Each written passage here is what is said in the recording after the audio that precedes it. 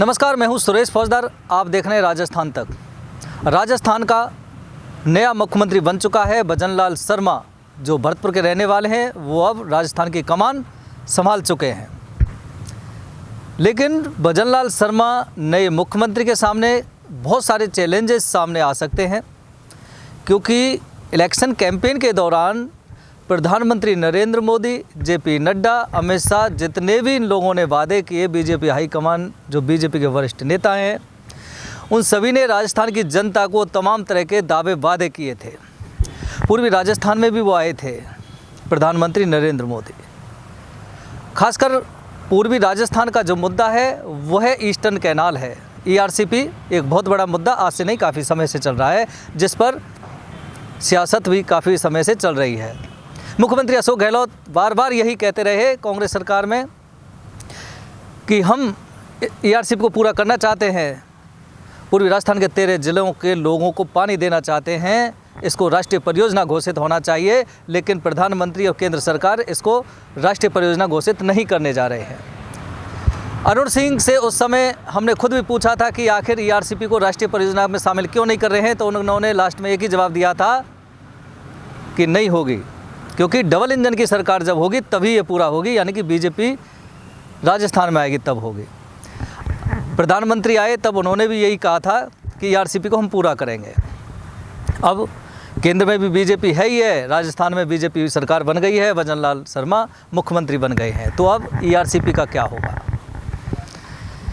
ERCP बता रहे हैं लोग कि पूर्वी राजस्थान की ईआरसीपी बहुत इंपॉर्टेंट है और समय रहते इसका पूरा होना बहुत ज़रूरी है। लोगों को उम्मीद है कि जो वादे ईआरसीपी को पूरा करने के किए थे प्रधानमंत्री ने, वो शायद अब पूरा हो जाएगा।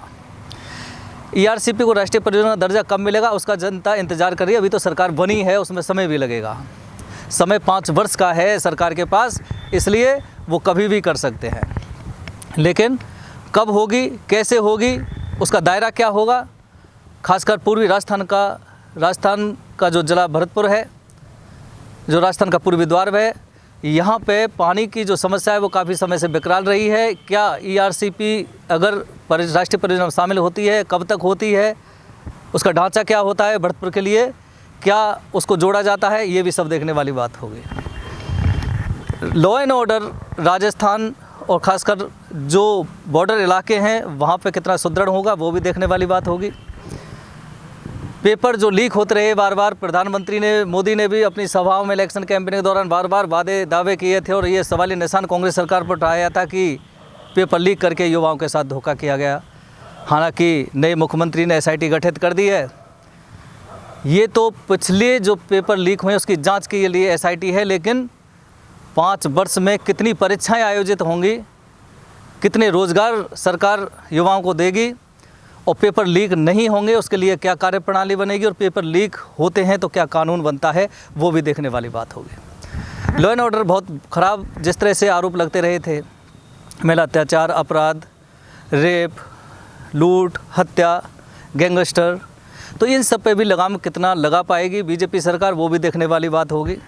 गौ तस्करी को कितना रोक पाएगी बीजेपी सरकार, ये भी देखने वाली बात होगी। लेकिन इस सब से हट करके अगर हम बात करें तो भजनलाल शर्मा भरतपुर के रहने वाले हैं और चूँकि वो सांगानेर से चुनाव जीते हैं, जयपुर के से विधायक सांगानेर के हैं, लेकिन मुख्यमंत्री का जो खुद का गृह जिला है वो भरतपुर है, इसलिए लोगों को उम्मीद लग रही है, भरतपुर वालों को और पूर्वी राजस्थान वालों को, कि मुख्यमंत्री हमारे क्षेत्र का है, इसलिए जो अब तक अपेक्षा का शिकार होता रहा भरतपुर पूर्वी राजस्थान, अब उसका विकास हो सकता है। उम्मीद करनी भी चाहिए, क्योंकि चुनाव चाहे आप कहीं से भी जीते हों, लेकिन रहने वाले आप यहाँ के हैं। इसलिए जनता सपना संजो तो सकती है। अब कितना विकास कर पाएंगे वो देखने वाली बात होगी। इसके अलावा अगर हम बात करें, इस बार 2023 का जो विधानसभा चुनाव चला, बीजेपी कांग्रेस ने और पार्टियों ने जो जमकर लड़ा, अपनी ताकत दिखाई, हालांकि विजयश्री तो बीजेपी को ही प्राप्त हुई। लेकिन मैं कल गौर कर रहा था कि इस बार जो विधानसभा चुनाव लड़ी राजस्थान में बीजेपी, उसमें चेहरा कोई नहीं था, चेहरा था सिर्फ कमल का फूल और प्रधानमंत्री नरेंद्र मोदी। लेकिन 2003 और 2013 के विधानसभा चुनाव का अगर हम फोकस उस पर करें तो फिर पता लगता है आखिर जलवा किसका चला। क्योंकि 2003 में वसुंधरा राजे के चेहरे पर चुनाव लड़ी बीजेपी और 120 सीट लेकर आई। 2013 के विधानसभा चुनाव में वसुंधरा राजे के चेहरे पर लड़ी बीजेपी 163 सीट लेकर आई, यानी 120 और 163। लेकिन इस बार क्या हुआ? इस बार कमल के फूल और प्रधानमंत्री नरेंद्र मोदी चेहरे को लेकर राजस्थान के बीजेपी ने चुनाव लड़ा और सीट आई 115। यानी कि जलवा कहीं ना कहीं वसुंधरा राजे का 2 बार चला है, क्योंकि अंक ज़्यादा मिले थे वसुंधरा राजे के चेहरे को। लेकिन कमल और प्रधानमंत्री नरेंद्र मोदी के चेहरे को शायद अंक कम मिले, क्योंकि 120 से भी 115 रह गए। तो इसका मतलब वो अलग बात है कि वसुंधरा राजे को दरकिनार किया गया, घर की ओर मोड़ दिया गया, नया चेहरा भजनलाल शर्मा के रूप में दे दिया गया। हालांकि भजनलाल शर्मा के आने से पूरी बीजेपी में और जो युवा हैं, जो कार्यकर्ता हैं, छोटे कार्यकर्ता हैं, उनमें एक उत्साह भी है कि कम से कम ये तो साबित हो गया बीजेपी में कि छोटे से कार्यकर्ता को भी एक बड़े मुकाम पर बीजेपी पहुंचा सकती है, और वो साबित भी कर दिया। इसलिए बीजेपी के कार्यकर्ता में इस चीज़ को लेकर खुशी भी है और एक विश्वास भी है कि यदि हम संगठन के लिए ईमानदारी से काम करेंगे तो इस तरह का मुकाम हमको भी भविष्य में कभी मिल सकता है। अब लोग कह रहे हैं, हालांकि ये हमारी नहीं, लोगों में एक चर्चा चल रही है कि भजनलाल शर्मा को बना के बहुत अच्छा किया है। वो बीजेपी के कार्यकर्ता रहे हैं, छोटे से कार्यकर्ता से उठे हैं, साधारण परिवार में जन्म लिया है, किसान परिवार से उठे हैं, मुकाम पे पहुंचे हैं। अपनी मेहनत और बलबूते के आधार पर बीजेपी हाईकमान ने उन पर विश्वास जताया और इस मुकाम पे पहुंचाया। इसलिए सभी लोग इसकी प्रशंसा भी कर रहे हैं। लेकिन बहुत सारे लोग ये भी कह रहे हैं कि भजनलाल शर्मा कहीं ऐसा तो नहीं कि पहले प्रधानमंत्री मनमोहन सिंह रहे, इसी तरह का कुछ रहे कि कुर्सी पर तो बैठेंगे भजनलाल शर्मा और पूरी राजस्थान की सरकार चलेगी दिल्ली से। ये भी हो सकता है, क्योंकि बताया जा रहा है कि बहुत सारे IAS अधिकारी दिल्ली से राजस्थान में लाए जा रहे हैं। अब राजस्थान में दिल्ली से IAS अधिकारी लाए जा रहे हैं तो सीधा सा मतलब होता है कि वो सरकार को टैकल करेंगे, राजस्थान की सरकार को वो चलाएंगे और रिपोर्टिंग सीधे बीजेपी हाईकमान यानी कि दिल्ली को करेंगे। तो इसका मतलब लोगों में जो चर्चा है कि ये जो राजस्थान की सरकार बीजेपी की चलेगी 5 साल, उसका नेतृत्व दिल्ली से चलेगा, उसका जो रिमोट कंट्रोल है वो दिल्ली में रहेगा। फैसले वहीं से होंगे कि राजस्थान में क्या योजनाएं चलनी चाहिए, क्या नहीं चलनी चाहिए, क्या काम करने हैं, क्या काम नहीं करने चाहिए। अब सवाल उठता है कि कांग्रेस सरकार के दौरान चिरंजीवी योजना है, जो महत्वपूर्ण योजना रही पूरे देश में, जिसकी प्रशंसा रही, RGHS है। इस तरह की जो चिरंजीवी योजनाएं जिसका फ़ायदा आम जनता और उन गरीबों ने बहुत उठाया जो अपना इलाज कराने में सक्षम थे, काफ़ी फ़ायदा जनता को मिला। लेकिन क्या ये चिरंजीवी योजना 25 लाख का दायरा जो किया था सरकार ने, कांग्रेस ने, क्या वो जारी रहेगा? हालांकि इलेक्शन कैंपेन के दौरान तो मुख्यमंत्री उस समय के अशोक गहलोत ने यह भी दावा किया था कि 25 लाख रुपए से बढ़ाकर 50 लाख रुपए तक का दायरा करेंगे। लेकिन बीजेपी की अब सरकार में चिरंजीवी योजना कितने फल फूलती है, 25 का दायरा ही रहती है या ज़्यादा बढ़ती है या फिर डाउन कर दी जाती है, ये भी देखने वाली बात होगी। RGHS फिलहाल जो बता रहे हैं, कुछ लोगों से हमारी बात हुई थी, शिकायत भी आई थी कि RGHS और चिरंजीवी योजना के जो पोर्टल हैं वो बंद पड़े हुए हैं, लोग परेशान हो रहे हैं। ये योजना चालू रहेंगी या फिर इनका नाम परिवर्तन कर दिया जाएगा, ये भी देखने वाली बात होगी। लेकिन उम्मीद बहुत हैं, राजस्थान की बीजेपी सरकार बनी है और मुख्यमंत्री भजनलाल शर्मा से पूरे राजस्थान की उम्मीद ज़्यादा बढ़ गई हैं। उम्मीद ना केवल भरतपुर को बल्कि राजस्थान के हर ज़िले के लोगों को उम्मीद बढ़ गई है। उनको लगता है नया चेहरा मिला है, किसी विवाद में कभी रहा नहीं, कभी किस पद पे रहा नहीं, पहली बार MLA बना है, मुख्यमंत्री बना है, तो जनता की पीड़ा को समझता है। इसलिए आम जनता का हर वर्ग का ख्याल भी रखा जाएगा। भजनलाल शर्मा मुख्यमंत्री बने, इस बात की खुशी लोगों में बहुत ज़्यादा हो रही है, खासकर बीजेपी के कार्यकर्ताओं में। लेकिन कई उन सीनियर नेताओं के समर्थक भी नाराज़ हैं, जैसे किरोलाल मीणा ने जिस तरह से 5 साल तक आंदोलन करते रहे, कांग्रेस सरकार के खिलाफ लड़ते रहे, सड़क पर रहे, उनके समर्थक नाराज़ हैं। यानी कि मीणा समाज में कहीं ना कहीं नाराज़गी चल रही है। राजपूत समाज को लगता है कि उनको मुख्यमंत्री उनका व्यक्ति मुख्यमंत्री नहीं बनाया, क्योंकि दिया कुमारी एक बड़ा चेहरा समझी जा रही थी और उनको उम्मीद थी राजपूत समाज को कि या तो वसुंधरा राजे नहीं तो दिया कुमारी मुख्यमंत्री बन सकती है, वो भी नहीं हुआ। जाटों की अगर बात करें, सबसे ज़्यादा विधायक इस बार 43 जीत के आए हैं, हर बार जीत कर भी आते हैं, लेकिन जाटों का कोई धनी धोरी नहीं बताया जाता है, इसलिए जाट समाज बिखरा हुआ है।